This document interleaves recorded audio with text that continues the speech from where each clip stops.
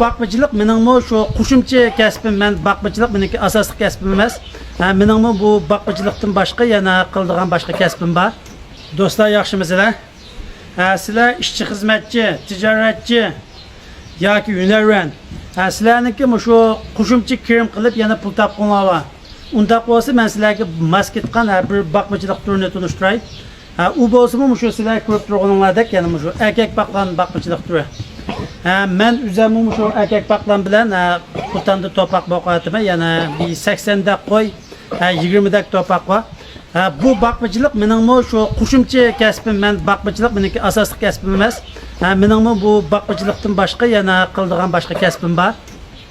Shunlashqa sizlarmi shu qo'shimcha kasb bilan shug'ullanib, iqtisodimni oshirib pul topay deb qolsanglar, yana bu erkak baqlanning afzalligi birinchisi kuylash, yug'unash, go'sht qunash nayt yaxshi.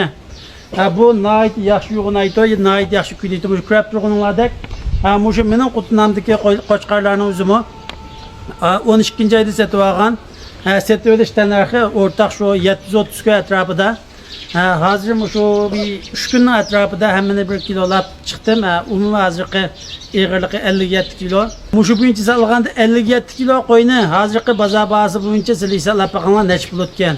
Mening olgan 730 qo'y narximni chiqarib o'tib, mushu qo'ylarning o'ziga hozir necha puldan yem qashak va beqish puli qilibdi, buni sizlar ko'rib baqsanglar bo'ldi. Ikkinchi afzalligi bo'lsa, bu erkak baqlarlarniki beqish vaqti bir qadar uzun. Yana men bayam dedim, bu qo'chqarlarni 12-oyda kirgizgan. Saq hozir 120 kun bo'ldi baqvat qila. Yana taxminan shu 40 kun atrofida beqishni planlayapman, taxminan 150 kun, 160 kun atrofida. Bu qo'chqarlarni sizlar Qutanga kirgizgandan keyin normal yemni birib o'zinglarniki boshqa qiladigan kasblarni qilib olsanglar, bu samiribda yog'ilganda buni oldigan qassoblar yoki malchilar eg'ilga kelib o'zi olib ketadi. Buni sotmoqmi nihoyatda oson. Uchinchi afzalligi bo'lsa, buniki foydasi bir qadar yaxshi. Bayan men sizlarga tunishtirgandek buni 730 ga sotib olgan. Hozirgi 57 kiloni hisoblagan vaqtda hozirgi bozor bahasi bo'yicha 30 qo'yni hisoblagan vaqtda 1700 qo'y. Demak, mening shu Qutunamdagi qo'ylarning o'ziga 1000 qo'y atrofida tanarx ketildi degan gap. 5-afzalligi bo'lsa, buniki bahasi yuqori. Yana United shu yuqori bahada sotib olgan bo'ldi. Asosi boshqa qo'ylarga qaraganda, shu erkak baqlarlarniki, yana qo'chqarlarniki bahasi izchil yuqori bo'lib kelyapti. Shu erkak baqlan baqqan vaqtimizda diqqat qiladigan ishlar, shu birinchisi men oldingi bilimimda aytgan shu baqmacılık texnikasi va bilimini chuqur yaxshi egallashimiz kerak. Buni baqmacılık bilimi va texnikasi bo'lmasa, bu erkak baqlarlarni baqilib bo'lmaydi.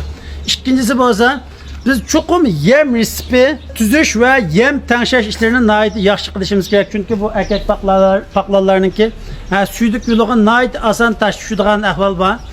Nihoyat osonlam sevmas bo'lib qoladigan ahvol ko'riladi. Uchinchisi bo'lsa, turli kasalliklarning oldini olish va kontrol qilish xizmatini nihoyat yaxshi ishlashimiz kerak. To'rtinchi turli diqqat qiladigan ish bo'lsa, Qutanga kirgizib 10 kun atrofida kuzatamiz.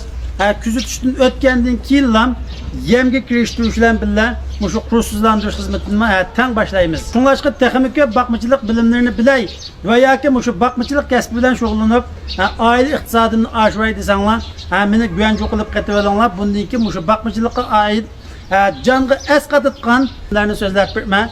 Hammanglarga rahmat.